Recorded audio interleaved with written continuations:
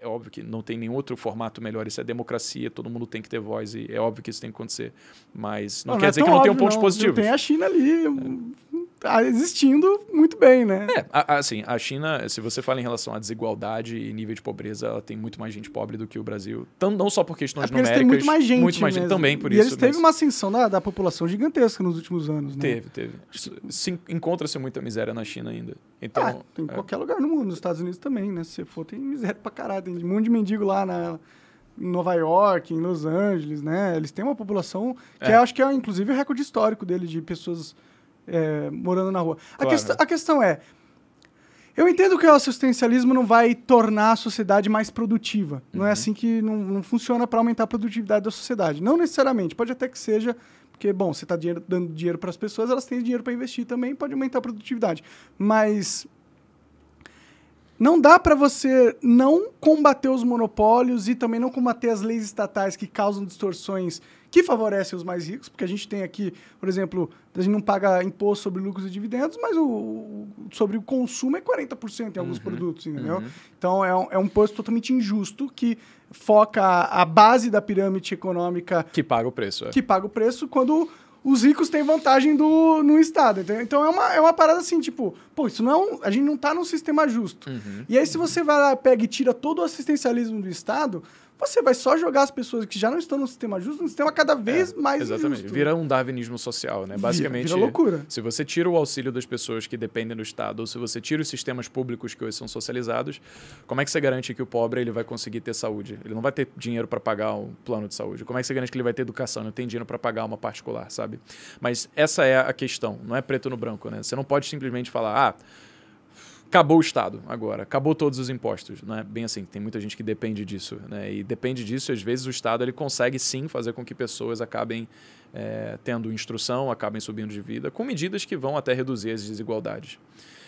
O que acontece é quando o Estado ele acaba injetando dinheiro na economia de forma displicente. Como, por exemplo, aconteceu na ditadura. A contração de dívida externa fez com que o dinheiro se capitalizasse tanto para devolver esse dinheiro da população que não era dele para começar, porque ele queria manter as aparências de alto crescimento, queria manter as aparências de todas as obras que ele estava criando. Então, a partir do momento em que você, pela lei quantitativa da moeda, aumenta a oferta monetária, porque o Estado está querendo se meter na economia, o que vai acontecer inevitavelmente é que a produção não vai acompanhar isso para sempre. Então, por mais que você dê auxílio para as pessoas, você sim, no curto prazo, vai ter uma aparente melhora na qualidade de vida delas. Só que se todo mundo está com mais dinheiro, as pessoas começam a comprar mais, então as empresas começam a cobrar mais caro por aquilo, porque elas sabem que tem mais pessoas com poder de compra. E elas estão vendo isso porque elas estão ganhando mais dinheiro também. Então, inevitavelmente... Mas elas não vão cobrar mais caro baseado na oferta e na demanda? Sim, sem dúvida. Bom, vai ter mais oferta, né? E a demanda não vai... Então, vai aumentar um pouco os preços, faz sentido. Mas é porque o dinheiro você injeta rápido na economia. A oferta demora para se regular. Sim. Então, no caso, é mais fácil você aumentar os preços, né? Então, é isso que acontece. Faz sentido. Por isso que acontece que, sim, medidas assistencialistas, elas geram o benefício de curto prazo para a população. A galera ganhou dinheiro, pode gastar hoje. No mesmo dia você vê aquilo sendo bom para sua vida. Sim. Mas daqui a 6 meses, a inflação ela vai acontecer, entendeu? Então, ela vai correr o poder de compra e o que acontece é o governo ele tem que intervir mais na economia, aumentando o salário mínimo, ele tem que aumentar os auxílios. Mas dá para combinar as duas coisas, né? Tipo, dá para ter um pouco de ideal. auxílio e ter um Estado fiscalmente responsável que... Se ele for fiscalmente responsável. Aí que tá. Exatamente. Sim. Eu não sei por que a galera não usa o Estado como se fosse uma empresa, tá ligado? Seria Tem tanto jeito do Estado ganhar dinheiro. Por que ele não pega... Já viu aquele telão do Dubai, em Dubai? Que é um negócio que ele dá a curva num prédio e eles fizeram do jeito que parece 3D, aí quando o personagem chega a mão perto, parece que passa, assim, é muito louco. Por que o Estado não constrói uma porra dessa na Paulista e cobra uma grana dos anunciantes, pega essa grana e ajuda a população? Tá ligado?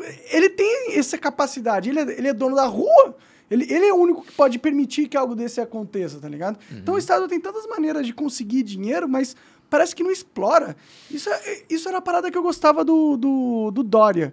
O Dória... Tinha cabeça de empresário, né? Tinha uma cabeça de empresário. E ele fez umas negociações com empresas e pegou dinheiro em troca de publicidade em parques públicos. Por que não? As empresas estão loucas para chegar nos seus olhos. E se o Estado tem um spot que vale uma grana... O único risco seria ter uma sociedade completamente cheia de propaganda em tudo que é canto. Mas tem que fazer do jeito sensível, assim. Dá pra pôr uma propagandinha ali, outra aqui, ganhar uma grana. E aí, pô, e aí dá R$200, R$100, R$1.000 pra cada família. Porque não dá pra ignorar que a economia mundial tá cada vez mais tecnológica. Então, os caras já estão usando fábricas com inteligência artificial, com robôs, e os robôs, eles substituem a maioria das pessoas na maioria das fábricas. E isso só tende a acelerar. Cada vez mais o robô vai poder fazer a coisa que a gente faz. Então, a gente está indo para um caminho, para uma sociedade onde a mão de obra não qualificada, que é aquilo como você estava explicando, a maioria da mão de obra aqui no Brasil, por causa de políticas públicas educacionais fajutas, se você não dá uma grana para elas, eles não vão ter emprego. Onde eles vão conseguir emprego, tá ligado? Existe aquela vertente que fala que quanto mais inovação tem, mais emprego se gera. E existe alguma verdade nisso daqui também, mas isso também não ajuda as pessoas que não foram qualificadas para entrar nesse mercado com esses novos empregos. Porque quando você fala, por exemplo, beleza, vamos trazer disrupção através de inteligência artificial. Provavelmente os empregos que vão ser gerados a partir disso, eles requerem pessoas que são mais qualificadas. E isso diretamente, mas até indiretamente também.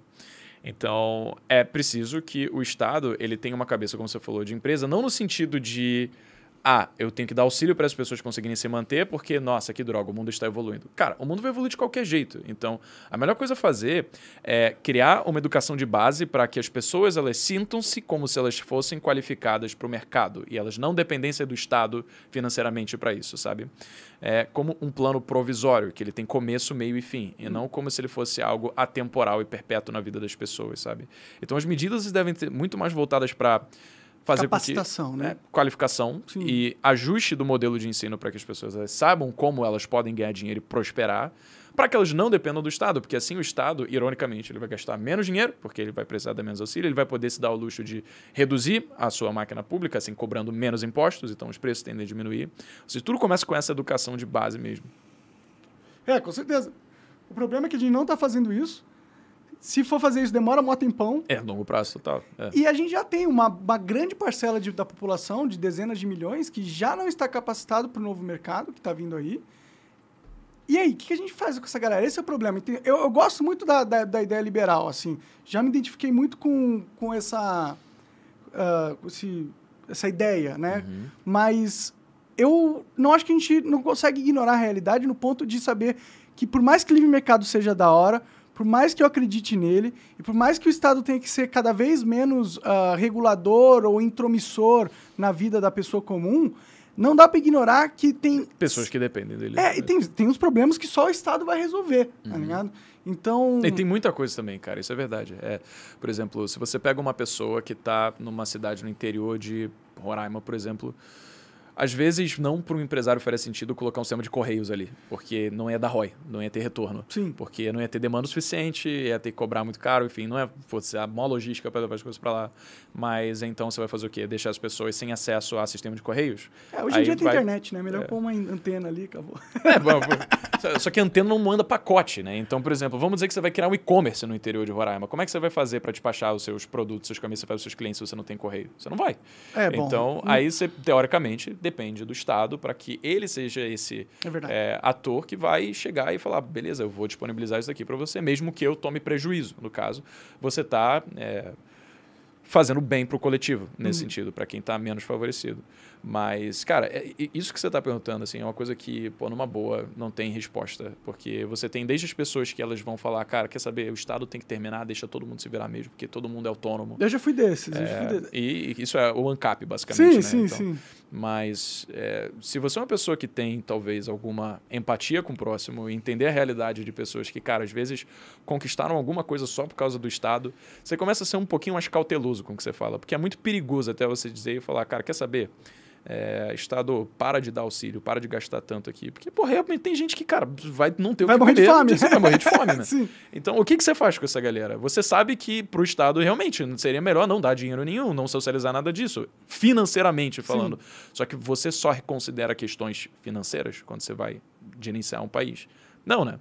Então, o que você faz, cara? Putz, velho, eu acho que tem uma cabeça cada vez mais de conseguir fazer o que você falou. O fiscal do país ele tem que estar saudável. Ou seja, se você tratar como uma empresa, tem que ter mais dinheiro entrando no governo do que saindo. Sim. Porque assim você consegue criar mais reservas internacionais, o que vai te dar uma segurança cambial mais forte. O real ele começa a se tornar uma moeda mais valorizada. Se o real se torna uma moeda mais valorizada, você tem atração de capital estrangeiro também. Ele começa a valorizar nossas iniciativas privadas. Então tem mais capital estrangeiro fluindo para o Brasil. Se tem mais capital estrangeiro vindo para o Brasil também, você tem um desenvolvimento ainda mais rápido, você tem um barateamento de preços, porque você fica mais competitivo na sociedade. Você tem um barateamento de preços, as pessoas que eram pobres ficam menos pobres, porque elas agora, com a mesma quantidade de dinheiro, podem comprar mais coisas também. Entendeu? Então, é muito mais em relação ao governo ele conseguir ser cauteloso como ele lida com as próprias finanças públicas, ao invés de simplesmente contrair dívida para criar medidas assistencialistas, ele usar o dinheiro que ele tem para criar obras de infraestrutura, para modernizar o país, porque o Estado, diferente do que o ANCAP fala, ele produz sim, ele pode produzir menos do que uma empresa, no caso, em relação à taxa de produtividade, né? Mas ele gera riqueza. Ele pode gerar riqueza por meio de obras, ele pode gerar riqueza por meio de educação, ele pode gerar riqueza por uma série de coisas. Sim, investimento. Você vê, por exemplo, a NASA, que foi a precursora do desenvolvimento tecnológico que hoje a gente tem usando nossos celulares, né? Que mandou o homem para o espaço. Isso foi subsidiado pelo governo. Total. Então, muitas tecnologias. Criação de computadores, exato. Sim. Então, não existe argumento que vai ser favorável a você dizer que o Estado não produz. É impossível que isso seja justificado. É claro que o Estado produz. Mas... Então você enxerga o Estado tendo uma parte na sociedade importante. Com certeza. E ele tem que ser forte em certas áreas, assim. O que você acha que o Estado teria que fazer, assim, pra caralho? Boa, tem a visão de que, o Estado mínimo é basicamente segurança nacional e proteção de fronteiras. É basicamente isso. Iluminação pública, talvez. Saúde, não? Isso é a visão do Estado mínimo. Aí tem aquelas coisas que começam a ser refletidas, né? Por exemplo, eu vou falar da minha opinião, tá? Claro. Mas só pra ter a base aqui.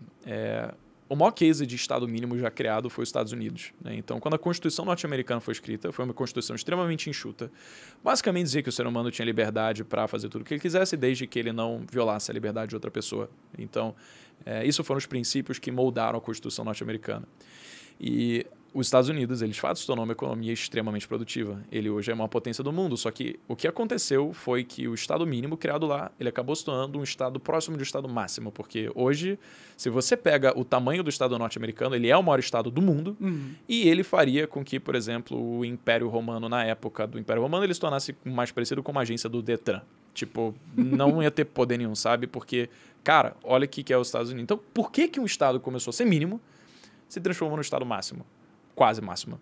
Porque a tentação para uma sociedade extremamente produtiva gerar valor para o Estado é de fazer o Estado justamente ter mais coisas com que ele pode intervir para ajudar as pessoas. E aí ele começa quando tem dinheiro para socializar a educação, ele socializa a saúde, ele socializa uma série de coisas. Só que o momento em que isso acontece, ele pode ser favorável ou ele pode não ser favorável. O que aconteceu no Brasil o Brasil já começou sendo absurdamente tributado, né? Então, antes da gente ter uma livre iniciativa privada que pudesse fazer o bolo crescer, a gente já começou repartindo ele. Já começou com altas cargas tributárias, com corrupção, com má gestão de recursos públicos. Isso é intrínseco à história brasileira. Aqui sempre foi uma varjazinha, né? Sempre foi uma varjazinha. Então, se essa varjazinha que sempre existiu, ela é uma realidade nossa, né? Então, na verdade, o que a gente tem que pensar cara, a sociedade já depende do Estado.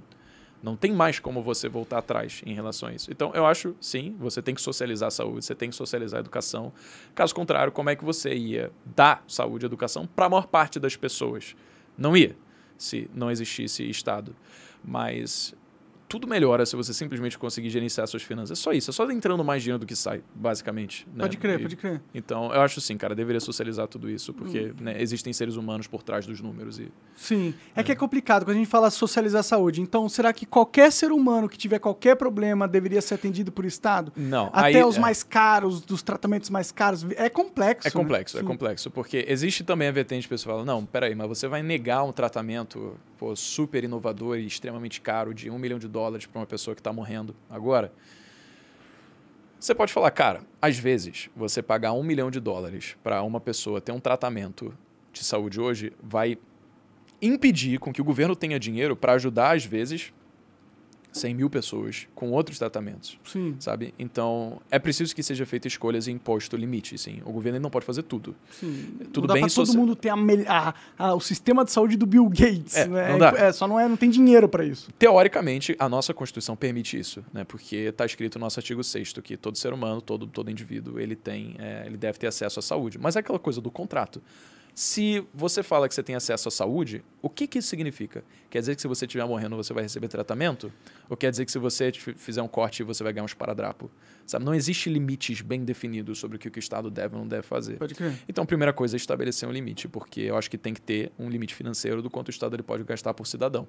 Mas aí é foda, porque os caras pegam um vídeo de uma menininha de 6 anos que tem uma doença incurável. E aí comove milhões de pessoas. A Emily vai morrer se o Estado não pagar. Aí, tipo, qualquer pessoa que olha aquilo fica assim, não, salva ele, salva a Emily. Então é complicado pra caralho essa porra. Aí o que a gente deveria considerar é, putz, a Emily que tá passando por essa situação, cara, beleza, é uma merda isso que ela tá vivendo e, putz, provavelmente nem se o Estado ajudar, às vezes ela consegue ser. Mas se o Estado ajudar, com certeza, centenas de milhares de outras pessoas, quando precisarem, não vão ter recurso para serem ajudadas. Por menores ou maiores que sejam os graus de suas necessidades, sabe? Talvez quando estiver no mundo do Star Trek, né?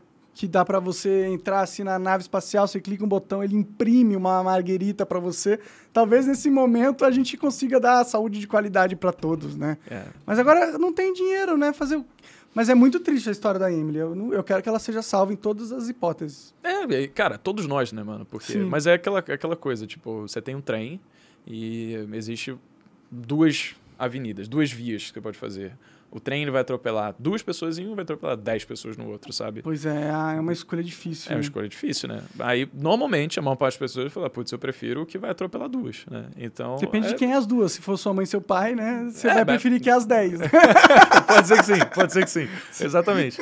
Só que, se você fala numa questão e que se isenta a índole das pessoas, de quem tá lá ou não, você vai entender aquela escolha que vai fazer vai ter o melhor malefício pro todo. E, nesse caso, o menor malefício para o todo seria quando você tem mais recursos que podem ajudar mais pessoas. E não quando você tem poucos recursos porque você usou muito para uma pessoa só. Porque acaba sendo injusto. Por que uma pessoa, teoricamente, vai ter direito a receber um tratamento de 100 mil reais? Você tem uma outra que está precisando de um tratamento de 1.000 reais que também vai salvar a sua vida. E ela não consegue porque você ajudou a outra. Entendeu? Não, a prioridade, né? Você salva primeiro, você gasta... É custo-benefício, né? Primeiro você usa todo o dinheiro, você pode salvar mais pessoas pagando menos, aí o que se sobrar, você vai salvando o resto, né? Mas na prática não é isso que acontece, né? Você não tem ordem de chegada. Você fala, seu tratamento é caro pra caralho, volta daqui a 2 anos que a gente vai poder, sabe? E se você for amigo de um político, não, vamos aprovar teu tratamento, fica tranquilo. E aí faz campanha em cima, exato. É assim o mundo, né? Infelizmente. O mundo é uma... Você acaba de assistir um corte do Monarch Talks. Agradeço demais, mas se você quiser ver o vídeo na íntegra e acompanhar ao vivo todas as transmissões, você tem que ir lá no rumble.com/monarch para não perder nada. Segue a gente lá.